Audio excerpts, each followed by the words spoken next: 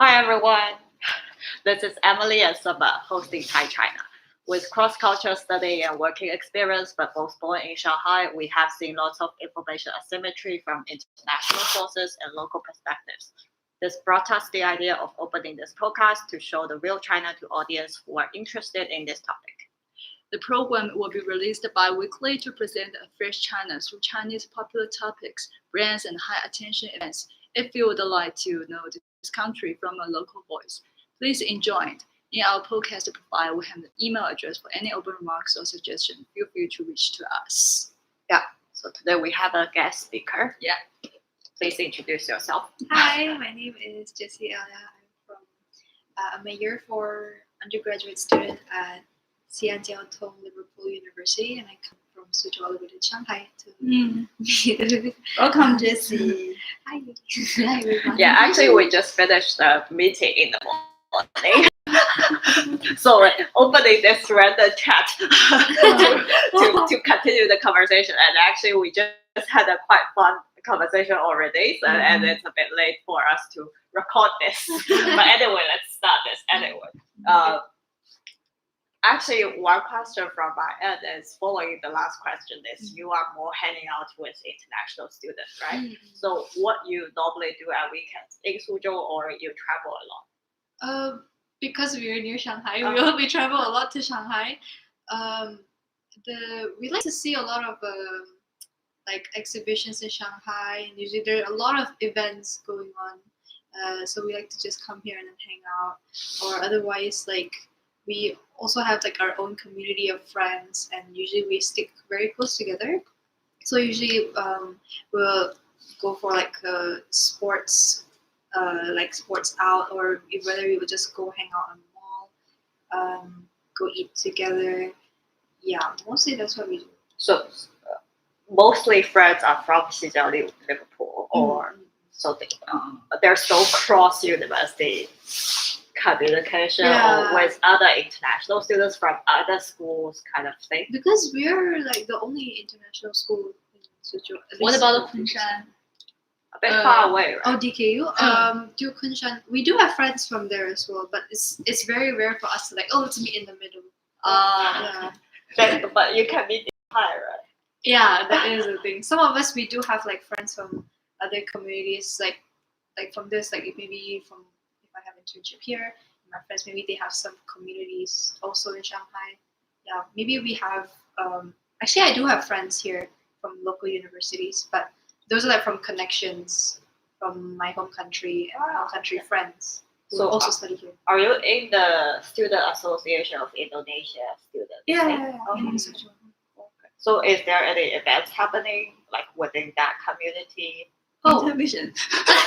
I mean more like things like Indonesian festivals or we do try to country gathering.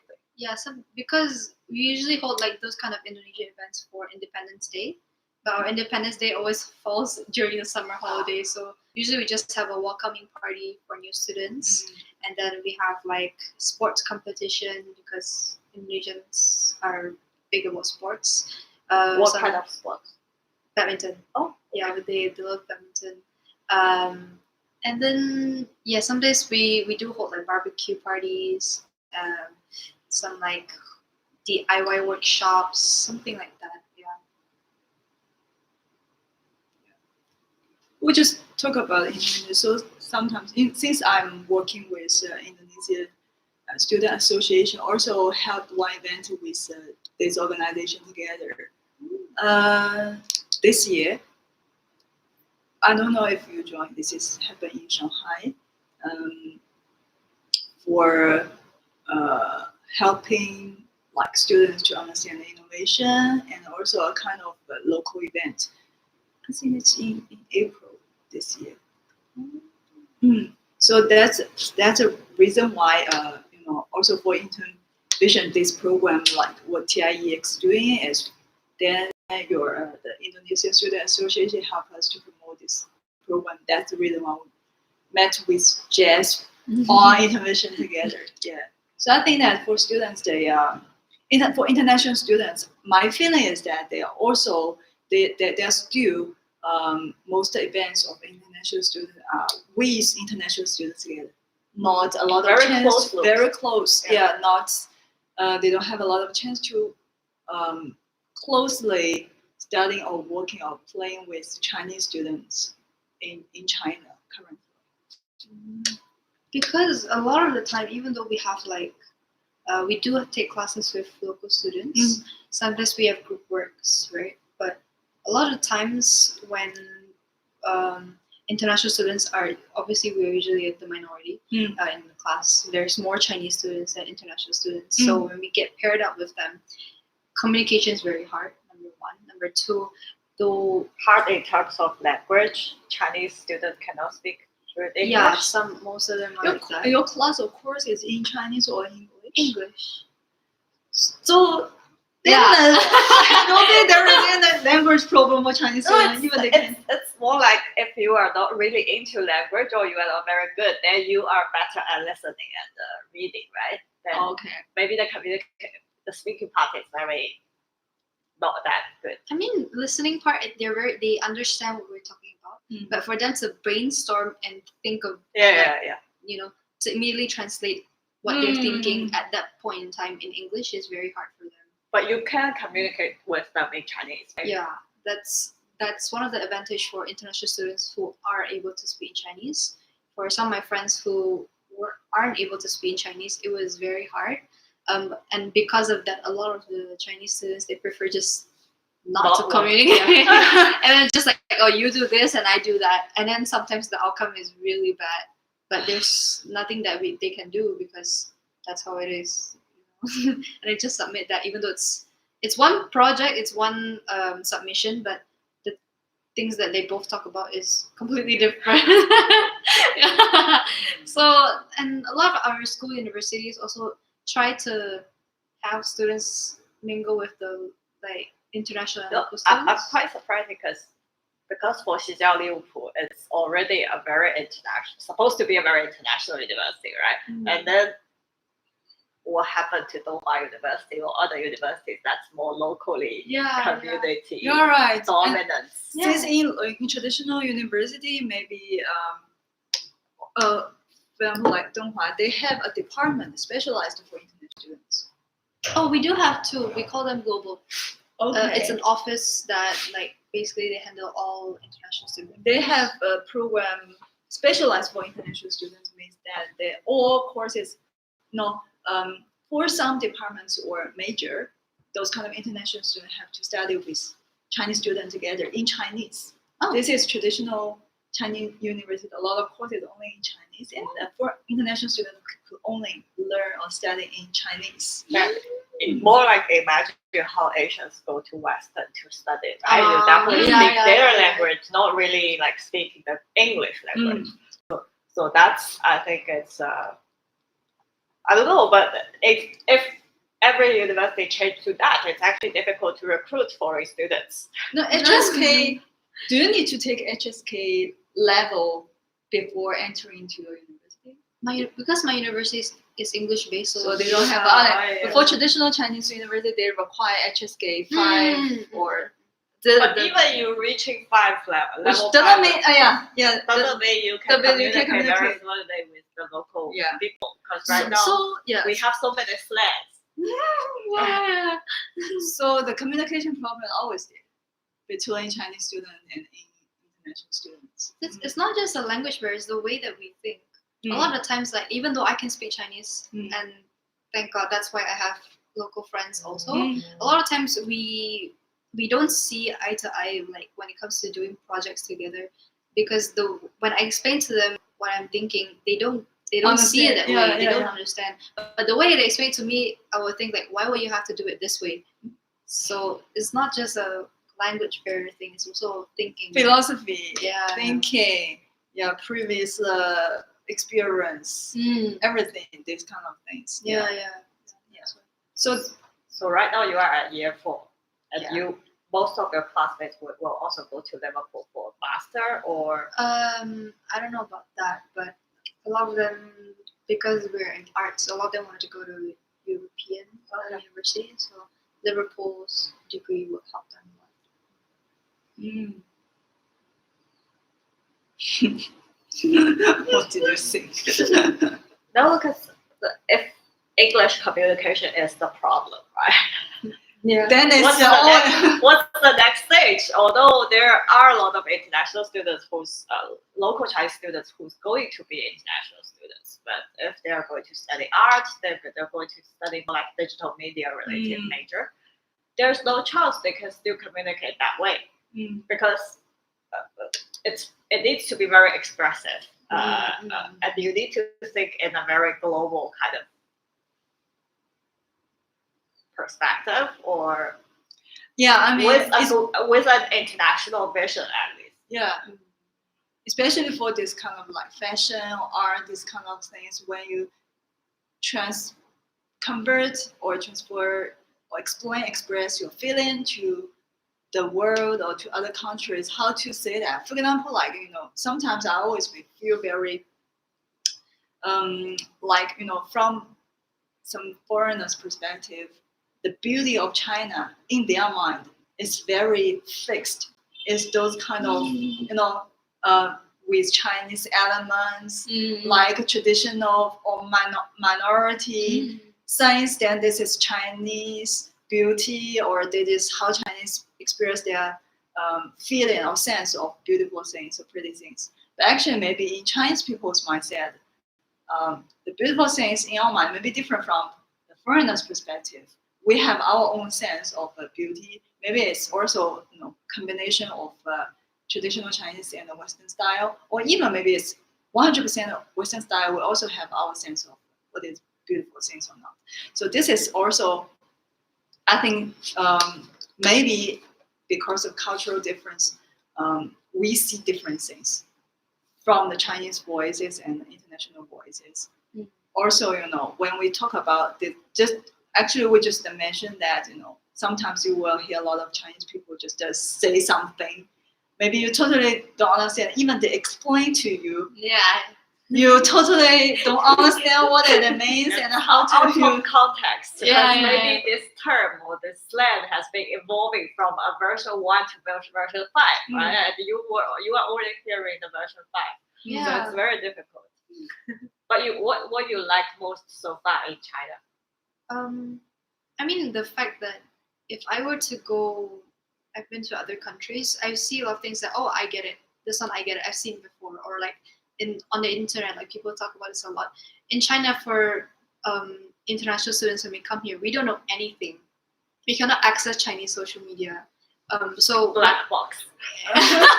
Yeah, that's why. So when I opened like Xiaohongshu, I was so shocked. Like everything, wow, there is that, and like I don't know, you can post this in social media. And then I go over here, like sometimes fashion, for example, I think, wow, you can wear this in public. Like what? They can wear chains. Some of them, they can dye their hair and they do like really extreme makeup. If you were to wear that in, like, let's say my country, you'll be judged. And people tell you, why do you wear this? You're not allowed to wear this in public. But in here, it's like different. Everyone just be who they want to be. And then like, maybe there is a culture in... I think that it's also about assumption, right? When you enter into this black box, I think especially a lot of people with Western view of point of view, they treat China will be more like a conservative country. Yeah. Instead of like we actually are allowed to have certain level of freedom, which is much over your expectation. Right? Yeah. But like this, the level of freedom they have in things is different. For us, we may have freedom in talking about, let's say, politics or the way that we talk about family. Maybe over here it's not as open about that, but maybe in terms of perspectives of like fashion or perspective of like art or perspective of religion, they can speak anything they want about it. They can even curse about it. But if in some countries, you're not allowed to say things like that. Yeah, that's why. Yeah, I would there's a different system, different culture has its own taboo or own topic, that restricted topic or this kind of things. So actually, for this extensive, I would like to say, it's good that young people still have a lot of spaces in China to do the things they like and tell the words they want to say, and also behave as the way that they like. So this is very interesting part in China, or the main part for give enough spaces for young people to do the things they like. Yeah. And But also, why you choose China to be the place to study? I mean, it's a very forward-looking country, Mm. and everyone talks about AI and technology. It's always about China. Yeah, so I thought, okay, because I'm also learning about technology, so that's why I thought, oh, there might be. I think China's leading, coming forward to that as well. So that's why I picked China. So, do you plan? I mean, after you now you're a year 4 student. So after graduation, I mean, after even your master, the graduation, what kind of job you would plan or would like to do? I mean, I just talked about it with Sally. Because my industry is very narrow. Mm. It's like you can do arts, you can do entertainment. Entertainment in itself is a very narrow industry, and then to be focused on the technology part of it when it's still growing, like VR, AR, 3D design. Okay. It's very niche. It's very narrow. Mm. So if I can do that in China, I'll be very happy to. But if I can't, then maybe I'll focus more on like the business part of it, like the logistics part of entertainment industry. So you still want to, if any possibility, they would like to work in China. Yeah. I think the entertainment industry in China is very. I would like to say that no matter about the salary or revenue, like or like the capacity of the industry, China is really on to a lot of other countries. So I think, but again, like maybe you can think about how to build up your relationship, since this industry is Very network. very network based industry. Yeah. But again, I mean, no matter which country you're working in, I think that technology is always the things that will have a lot of potentials and opportunity in the future. I mean, even you back to your home country, I think a lot of things you learn can definitely apply or improve the industry in your home country. That's the thing that I also very look forward to any program that you produce or in the near future about. When you say entertainment is a narrow industry, what do you mean by like it's a limited industry? Because from my understanding, at least, it's super broad. It is broad, but how do you say this? It's like entertainment is entertainment. Like if you were to go to business can go to tech, business can go to science, business can go to fashion. But if like entertainment, you create a film, like what else can you do with film? It's like it's hard to connect with other industries. Like you don't really touch entertainment with science, for example, or entertainment with engineering. I kind of disagree with that because at the backstage of making a film, right, the entertainment industry is like making a car, where you are creating a sci-fi movie, for example. At the backstage, there's actually a team of scientists who's dedicated in this research domain. They are contributing with their professional knowledge. So the whole production team is actually with people with different backgrounds. There might be sound experts. There might be people who's as production experience, who's contributing as just filmmaking process. But even for English language learner, maybe I can contribute with my language expertise and to fine tune every details of this film related to the language, or even tracing back to some of the history related to this specific terms. So the whole team is very diversified, and it's actually across every industry that might be happening or might be in the daily world. Because if it's a film scene, is Fast and Furious, right? Then you are actually going to the car industry and you need to sorting out all the car brands or even the car making process, all the stuff. I mean, yes, we do like for film. We do like outsource, like when it comes to the production of it. We do have relations. It's not that there isn't. It's just that if they usually for films industry, they're like big corporations like to create a really large production film. But like for smaller films, it's harder to get by because of budget, because of like scale. So it's like either you go big or it's just it's hard to make a to live off only that. Because I met a few like producers, I met a few like people who are also like in the part of the industry. They did say like it's also very competitive. It's either you're at the top of your game or you're just like everyone else. I think right now this industry specifically is emerging with a lot of new opportunities, like those TikTok dramas, right, TV series, because they are actually creating a lot of new job opportunities. It's competitive if you are making traditional movies, but right now because Disney has its own channel, Netflix has its own platform. All these platforms, they are sponsoring TikTok is sponsoring their own content as well. In that content creation domain, every expertise might be a bit. There's some pivoting, but still the root is about content creation. And then those people, they kind of have the movie production expertise or have the experience or have the know-how, the academia background. But eventually they go into those short drama or short video kind of content, or even in China, the 剧本杀. I don't know if you know that one. The how do you say that?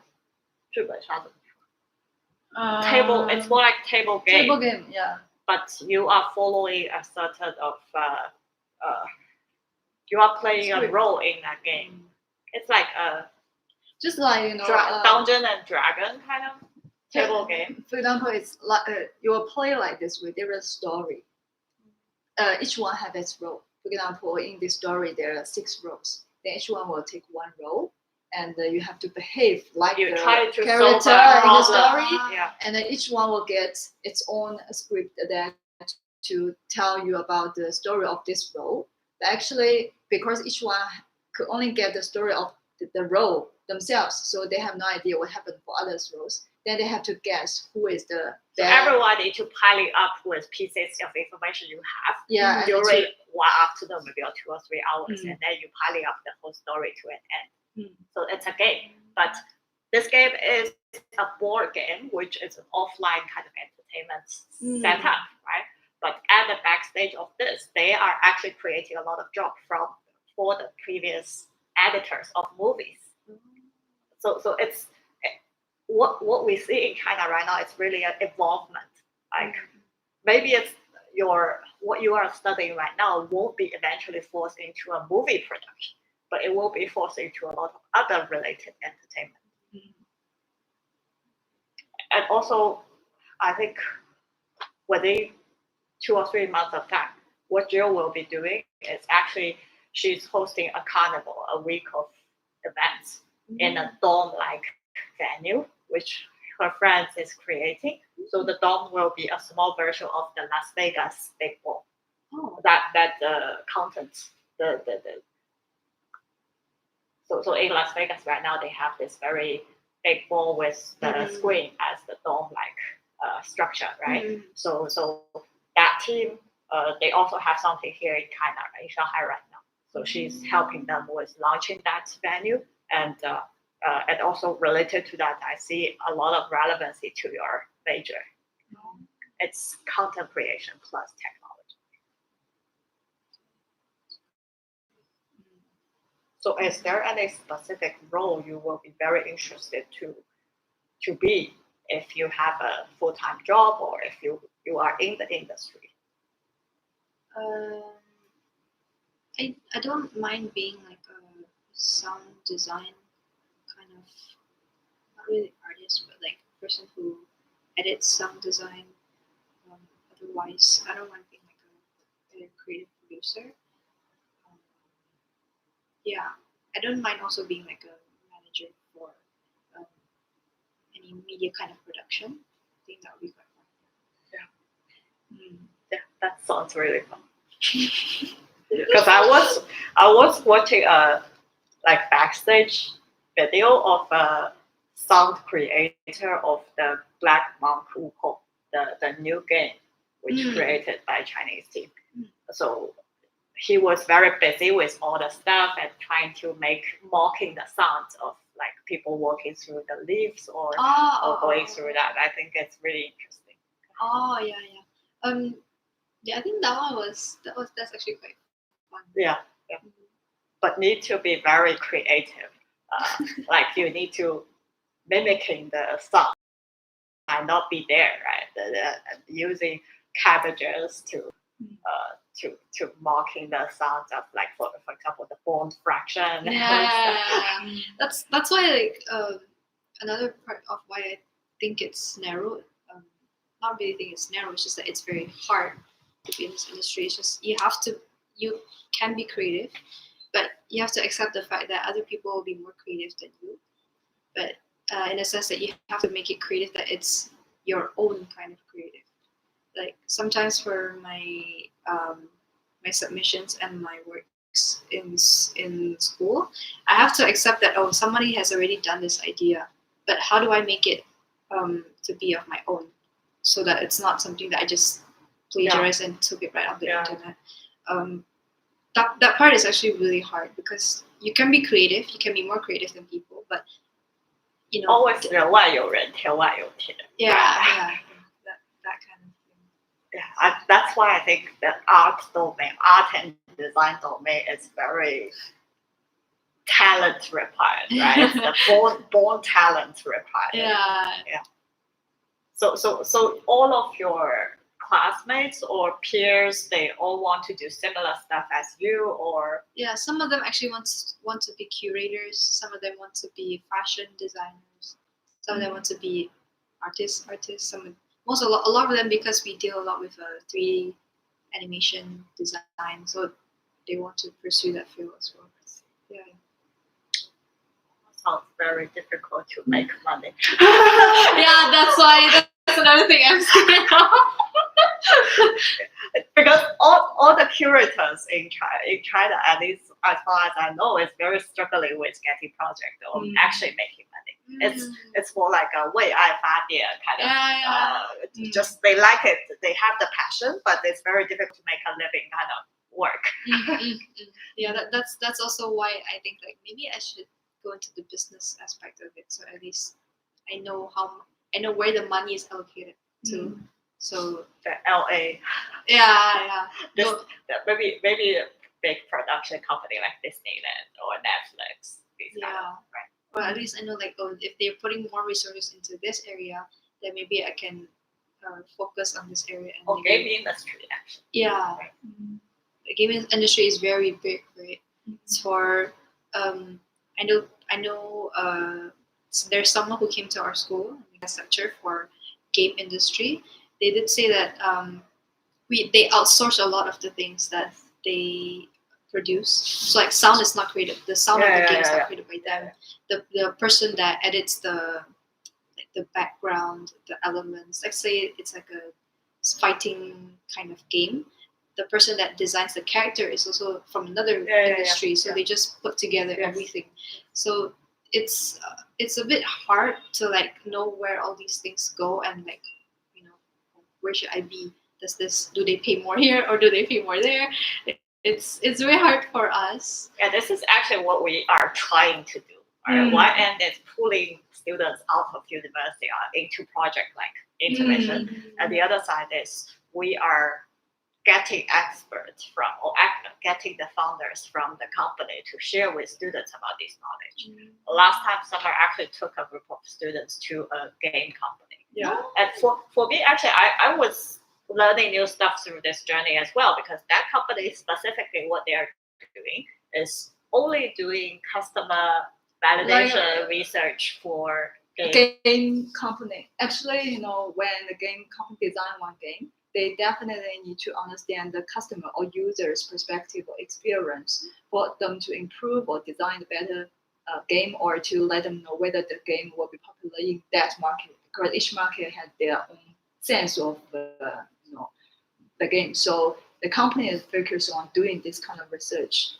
for users, but they do collaborating with almost or like big game company like Tencent, like Mihayo in China. So actually,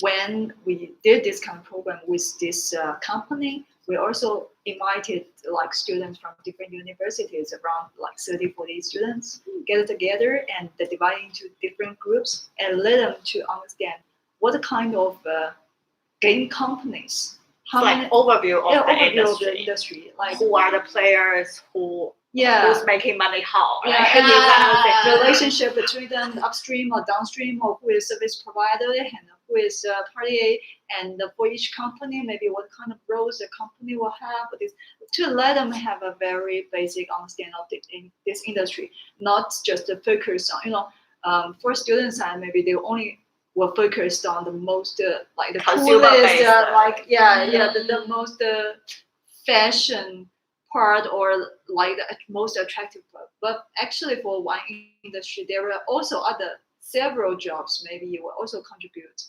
or to make efforts for making the whole project be nice. So this is the thing that we let the student to do this kind of practice and communicate, also interview the company leader to get more insights for this industry. So I think it's very interesting for them too. Also, they just behave like different roles in one game industry, game company, and then to create something as a group.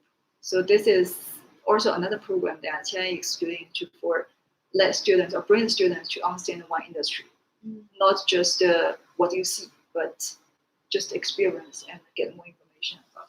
But it's just very amazing to me, like the game industry is big enough to actually have this kind of business Yeah. stand alone as an individual company, and they can still survive very well. Right? It's very just a very promising industry in general. Since for the future talents, definitely the world require the future leaders or students should equip knowledges from different parts. You should have business knowledges, technology knowledges, right? Also cross department. This kind of skills. This is I would like to say, although it's very hard for young people to equip or behave like that way, the society like this, you can see that AI has already replaced a lot of basic jobs. So also, if you would like to be a talent or expertise for one industry, you cannot just like do basic job in the beginning. So for the beginner of one company, now the level should be that I've already could be take a role as a manager to understand how to use AI, how to manage AI, how to let everything fit. So this is I would like to say, if you get a chance to learn business, it's really helpful, because finally, as a company, their target or goal is to earn money. Yeah. No matter how big, beautiful the program you can make in your perspective, that the result will be whether the product produced could be make money for this company. Right. That's why I thought of changing, like maybe learning the business side of it, so that Or the other part is just be brainstorming things. Is if you are interested in some industry, right? Go to the hardware side. Bluetooth, earphones. but then I need to learn engineering. I have to be good at No, engineering. if they need people like, I don't know, some testing or even digital marketing related to that, right? It's you are not at the hardcore technology R&D team, but you need to at least know the sounds effect and all the stuff to be able to sell or be able to do marketing for them. It will be they are more at the another supply chain kind of Yeah, track. I mean, you can just focus one part or one track, but you get knowledge from others. Basic knowledges. You don't need to just dig in deep for each track. You just focus on a track and learn the knowledge related to the parts you are interested in. The first point will be you should definitely be interested in this part or this track or this industry. If you don't like it enough, then you definitely will spend a lot of your time or contribute all your efforts in this because you dislike it. Definitely, you should find the thing that you definitely, even you don't earn money, even you will spend a lot of energies or something, but you still would like to do that. So this part will be very passionate. I know a founder who's doing this sound engineering, right? That's one major, and he's very passionate about it, and he's also expertise in very senior people. What he's always trying to do is actually the hardware he has is looking like an egg or like a small hi-fi kind of gadget. But right now, this gadget is already in the Shanghai Orchestra Hall. And how hi-fi or how like high level that extra gadget is if you put 4 of his gadget in one room, let's say just this 4 corner of this room, he played an orchestra. If you sit here versus you sitting there, you can hear the difference of like where the orchestra, where the instrument is played exactly within that band. So these are kind of the domain or the industry direction he's going for, and to be super expertise in it. And the starting point is he's really a fan in sound, or he's really passionate about making the right direction or positioning the sound in the right space. So the reason why I'm always doing this kind of TIEX community is we realize that a lot of young people maybe they have no idea what things they like most or they have passionate in which industry because I think some of them they do have the general idea. Just at young age, it's very difficult to be more specific than that. It's very difficult to actually know what's involved or is it gonna help in my future career or even is that something I want to pursue in my life? Yes, and because they don't have a very concrete picture in their mind that what kind of thing they should do or gonna do or whether maybe at the beginning they feel the thing is really cool that I would like to do that, but when they actually practice or execute any project, they will I don't want to do that. It just looks amazing, but when I do it, that's no, I cannot do that. So the thing will be, we encourage students to practice. You need just to do it. Just first, do right? it. Just see, okay, I like it or not. Yes. Yeah. Just be Nike. Because actually at Xnode we have a lot of I'm in the incubator, right? So very innovation related, startup technology related. We have so many people, even full-time applicants, who think our work is super fancy. Because we get to know, we get to talk to the founders. I also think that way. Yeah, the impression is like we are working at a very fancy kind of style of working, but reality is there's a lot of dirty work. You need to organize events, you need to run the program, you need to be the facilitator, and you need always do the cold call or all these things, and you need to do government relations or all these different perspectives. And then we do have interns or even full time coming only half day, where we start to delegating stuff to him. Maybe it's only research, maybe it's only about cleaning up the database, and then they quit because it's not the job they imagine it will be. But I would like to say 99% of jobs are dirty work. Actually, no, I like the incubators job is because they have a chance to communicate with a lot of people from different industries. Yeah. So if you just focus on, oh, there are a lot of dirty work I should do, then definitely you cannot enter into any job market because most jobs are dirty work. You definitely need to finish a lot of things that are very tedious, very routine that you dislike.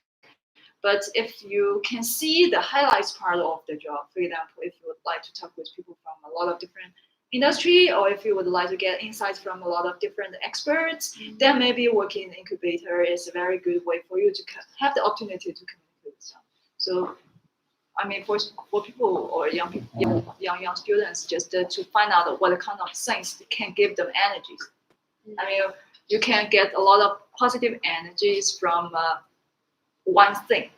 Then you just, if you can just get energy, just do it. Even you have to sacrifice your time of doing some like dirty work you dislike, but I think the things you get or you gain will be bigger than the things you lose or sacrifice. This is the balance. I mean, no one can get the benefits only all the time.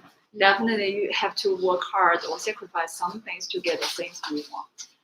Or maybe you sacrifice your time, or you spend a lot of energies for doing the preparation work at first. But doing business is the same. That you spend a lot of time to build up your network, your relationship, or the foundations. Then finally, when you build up these kind of things, the revenue you get will be easier, or you will get like copy paste the things will be simple. So this is it seems like it. But young people sometimes they only see the fancy part of one job. They only see that, and they think that I will only do like this in your future job. This is the reality is not. Too much drama related to this. Yeah, I mean, and those kind of, for example, like because young people see a lot of entertainment, like events, programs, TV series, blah blah blah. All these kind of show them presenting. Wow, that's so cool, or something like that. I totally understand. So for your year 4, is there any upcoming plans other than dissertations? I'm not sure about plans, but yeah, for my dissertation alone, I have to think of like what kind of. Usually for my kind of major, we do it very differently. Our dissertation is we have to hold an exhibition at the end of the year, and we get to invite industry experts to come in and actually judge our work. So they do have a say in our scoring. So it's very frightening because it's maybe some of us it's our first time learning how to do it, or like how to design Curation things. Yeah. stuff, right? And then we have experts come in tell us like, oh, this is what you're doing wrong. Like it's scary because we don't even know what we're doing, and you're an expert. Do you know who are the experts? Yeah, sometimes they'll tell us, oh, this is from this company or this from that company, and they will come and look at your work. And it's just funny because for our work, usually we try to put everything together, whatever works, it works. Yes, And we're just gonna show that. Yeah. But to show that to people who've been in the industry for years is very scary because we don't know what they will expect of a student's work. You will definitely got things like midterm check and all the stuff, right? And it's getting advice from the mentor. Yeah, we will get advice from our advisors. Uh-huh. But advisors can't really tell you, oh, this is good or this is bad. They'll let us do it on our own, and if we fail, then we fail. It's more like it's the art piece you are creating, right? And then art piece is about justifying what you are doing.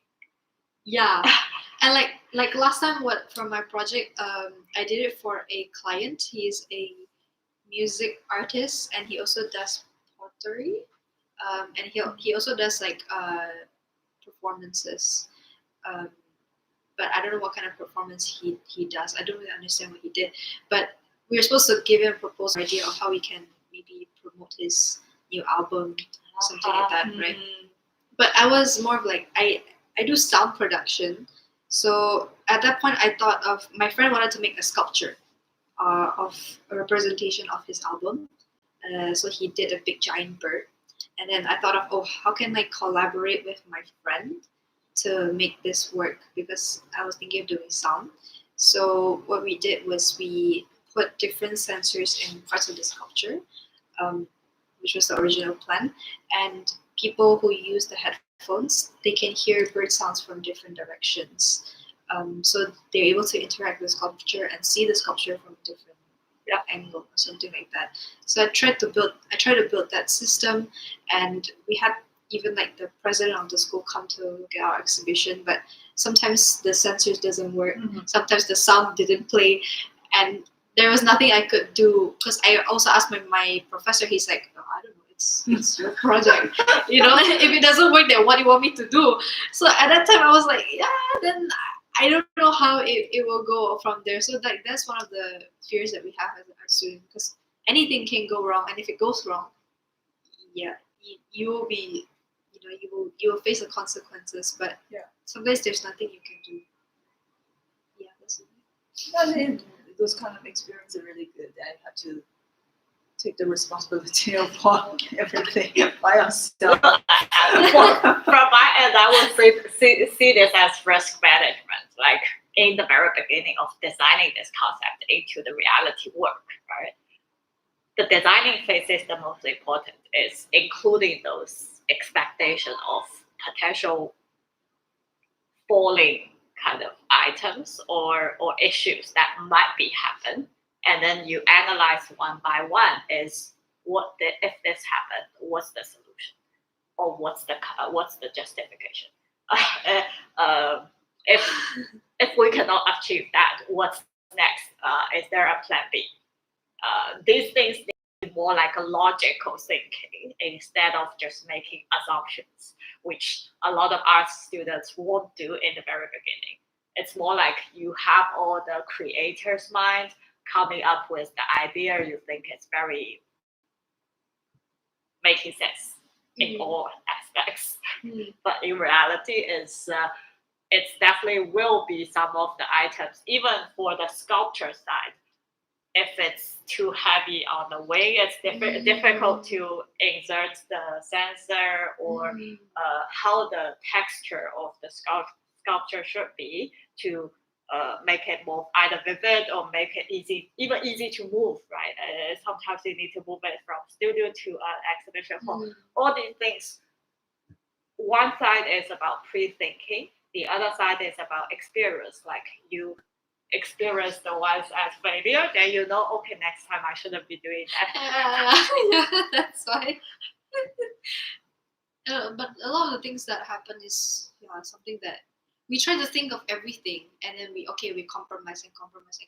Like the original idea sounded very nice, and then in the end, after you compromise and try to work everything out, and the solution that you get is not as good, so it just comes out as like, oh, student project. You can tell this is done by a student, and that's the feedback that a lot of us get every time. Oh, you can clearly tell this is done by a student because there's many mistakes. Not mature enough. Yeah. So I don't know. I guess we do. Yeah, it's better that you experience this as a student. Yeah, exactly. Yes. Like Joe said, it's more like getting it done is very important. Yeah. Right. You can't really assuming everything or just making it as it's a very nice idea, because idea is only idea and cannot be launched. Yeah. Because last year we also worked the Parcels project, right? There's a lot of things related to art creation.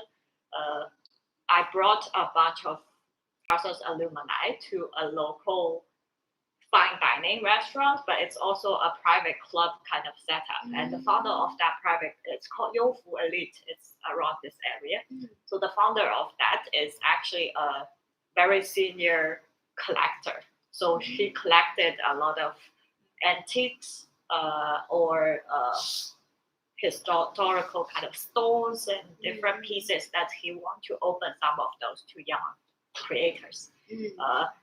I'm open for co-creation. You just submit the idea, then let's do something new, and to kind of reactivate those things only stored in the storage in the warehouse, and I can bring it to my private club, and then I bring it to an exhibition in the future. That's something I ask our alumni to try. Mm.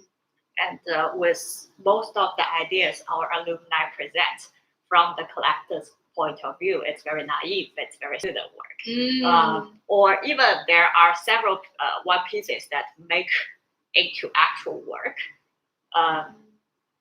It doesn't mean anything to the collector, and he doesn't think it is mature enough art piece that it qualifies to be at a gallery kind of level of presentation. But at the same time, the collector, he has an in-house curator who's covering the art studio side. What she suggested the young artist to do is actually you record the whole process of creating this stuff.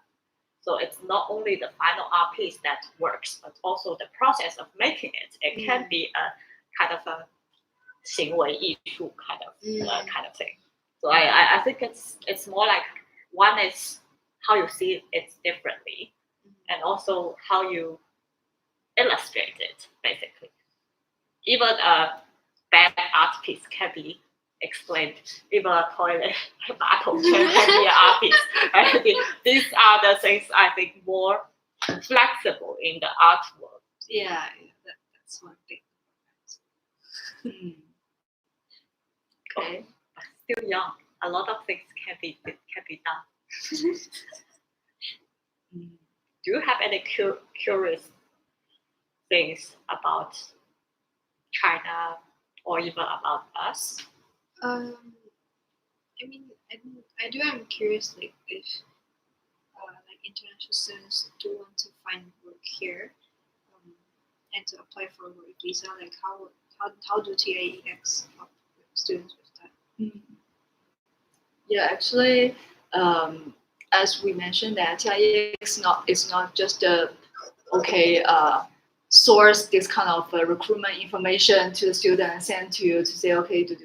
What we would like to do is we really would like to let students have conscious of what to do for your future job and let them have this kind of mindset to behave like a kind of qualified social person, not a student, for their future career. Since we feel that most students, when they study in a campus, they really behave like a student, and they think that it's normal, and they feel that okay, I can behave the same way when I enter into society. But actually, we know that it's totally different.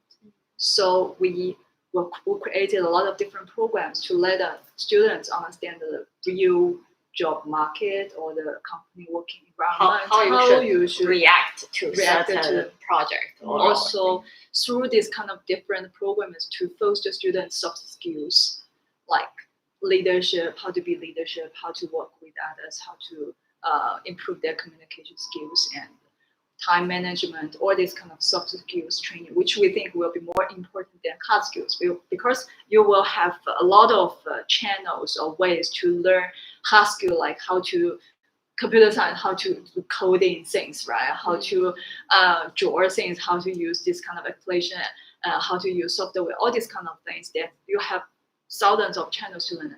But boosting students' soft skills and enhance this kind of skills, I don't think it's a kind of easy thing. Then it's kind of through a lot these kind of programs or projects or communications is the only way to helping students to have conscious or awareness of what kind of skill I should equip for my future job. And this is a learning process, yeah. Right? But from result perspective, like getting visa is based on getting a job. Yeah. Or linking at least with a company that's possible to give you the visa, sponsor the visa. So through the process, what we are doing is bring in the real company representatives, human resource people, or even the founder, to get in touch with the students and know your expertise, know what you can do, and know what the international students is good at, and actually can be complementary to what their own staff can be. That's the part we are trying to fill in the gap, because Chinese company, again, they don't know what they don't know. They don't really want to step out to sponsor a visa if they don't know the value of what international students can provide. Yeah. But the reality is right now, apart from China market, you need to seek overseas expansions. You need to see oversease opportunities. Yeah. And the best way is actually to onboard international students in the first place, right? You use the junior cheap labors to understand the overseas market more, which is a very economical way for the company to start a new market. So that's what we are trying to like educate both ends. Yeah, educate both sides. Yeah, because all this kind of program, if you just regard it as a kind of pure program, then this is not what we'd like to do. Actually, for example, if intervention is a kind of interview program, but it's not just an interview purely. We just use this kind of type to foster students to practice their soft skills. So actually, after The you rotation of roles is more important for us. how to let students learn more things is our expectation to not just finish the interview session. But I think that most young people, because they only focus their job or because they're students, so they just regard it as a kind of homework. Okay, my homework is I should write down this kind of questions. I should prepare, they just regarded all these kind of things as a homework. But we expect that, through this kind of rotation, through kind of leadership practice, students will understand what we like them to do. Like prepare question is not just finish the homework, but it's brainstorming. Then the student should motivatedly or actively think about, if we would like to learn one industry, what kind of things or answers I expect to get from guests. So mindset is what we focus on, not just to finish one program or this kind of things. So this is the reason why we would like to do the TIEX, to educate both sides. Let company realize or have conscious, of the importance of practical skills, not just filter candidates through like which university you graduate, what kind of GPA you got, this kind of very. But still, sadly, that's still the majority of how the world is functioning, right? We would like to change a little bit about market. We would like to introduce the TIEX students to them, to show them that the student you don't need to see that which university graduate, just to tell you that they can finish this job. You can see that the softer skills are already trained. Basically. So that it's actually just from people with over 10 years of working experience, right? Or hard skills, that's something you can pick up anyway. When you are joining one company, because you have to do that, and you have someone in the team that will definitely tell you how the company is doing it. Because every company even varies in different roles, even they call it same title. But for the soft skills, like what we were telling Sally about, like the communication skills, like the teamwork, dynamics, management, all these things is very difficult to pick up when you are new to everything, right?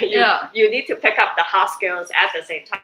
You also need to sense kind of the dynamic in the team. It's super difficult. And from our experience that, hard skills could only lead you or bring you to the mid-level position in one company. If you go to higher, definitely soft skills will be more important. Only those kind of people with perfect soft skill and hard skill. We have an audience next. Oh, really? Interesting. Hi, say hi. Hi.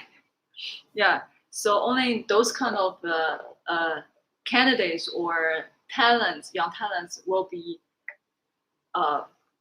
very popular in the future career development.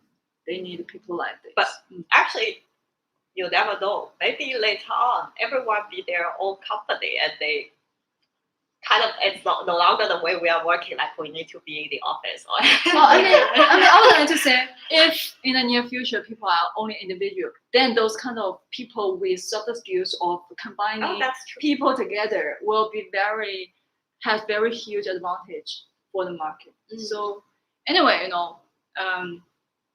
nothing is keep the same all the time. For example, like 10 years ago, students just pursue higher degree, higher GPA, or for Chinese students, they think that, okay, if I have the overseas studying experience, will easier or helpful for me to get a job. But now, if most young people, they have this kind of similar experience, then well, the assessment of criteria of student will be changed. So again, you will find out that the advantage will always be the minority people have. Now, what kind of skills minority group of people have will gain the market. So that's saying that we would like to know TIEX students will be that minority group of students will know this kind of things earlier than others. Hope so. Hope so. Yeah, our vision and mission like this. Yeah. Okay. So anything? So I think that since Jess just mentioned that a lot of the cultural differences, maybe I think next episode we can sometimes the topic we discussed are too very local based. Sometimes maybe, for example, we just talk about what is PUA, like or what the kind of thing that Chinese people think will be more attractive or interesting for foreigners to understand at very basic level that how to communicate with Chinese people, or why Chinese people behave like that way. It's very difficult for only us to talk about this. Yeah. Because we don't know what's kind of will raise alert at your end, or what are the different things at your end. Right? Yeah. It's very difficult. Yeah, that's why when I mixed with the local students, I try to ask them like what they usually talk about. But a lot of them because it's very They don't talk. They do talk, but it's a lot about what's in the internet, and I also talk a lot about What's the hot topics? Yeah, what's the top topics in the internet. So like from that point, I know that it was hard to connect with them because I don't know what's going on, right? But even for us, it's very difficult to know what's going on. I think right now, because everyone is very in their own information bubble. Yeah. Because university students, maybe they are into something else. Suzhou University students versus Shanghai University students may be totally different as well, or maybe versus Beijing University students. Yeah, so that's why when my friends graduated and then they moved to different universities in China, it was shocking to hear what they tell me. Like, that happens in China, and they're like, at least in my city, they said. It's a big thing, right? Yeah, it's different. Even when I talked with Davina, she said, this is what we do in Shanghai. I'm like, oh, okay. Which university is Davina in? Shanghai University. Oh, okay. So it's nice, I guess, because my local friends also sometimes when they talk with their I think next time we can also pick up two universities to work together. For example, like Shanghai University with Xizhou Liverpool University, and we can set up, for example, 6 students, 3 from Shanghai University, 3 from Xizhou Liverpool, and they combine together to, as a game, make up as a team to work together. Then it's a kind of conversation, communication, or collaboration between 2 universities. That would be more interesting. That would be fun. Yeah. Still, teamwork is always hard. Especially for new generation. So within the whole 5 episodes, is there a particular role you really enjoyed at working? I was hoping to be videographer for episode, some episode, but that's why it got cancelled. Next time. You got a chance to do video. Do you like to be a videographer? I do a lot of videos for my projects in school. That's why when Sarah's session got cancelled, I said that maybe we should replace with a new founder and stuff. To just at least let the member to try the full rotation stuff. But anyway, we still have other founders in the pipeline. But But but it's a chance that because you are good at it. Also, for next batch, you could also be the mentor for the videographer or video editor side, and to let others, or you can try one to show as an example to show other students what kind of idea you would like. Or actually, for this episode, your episode, you can also edit your own. I mean, maybe Tiny is one version, and you can create your own version. Oh, but the videos are all with Kai. Well, I think that's a bit too Yeah. double work. Okay, so let's see. Definitely, if you like this, we're gonna get a chance for you. Okay, Hmm. let me add 3 first. So the previous one didn't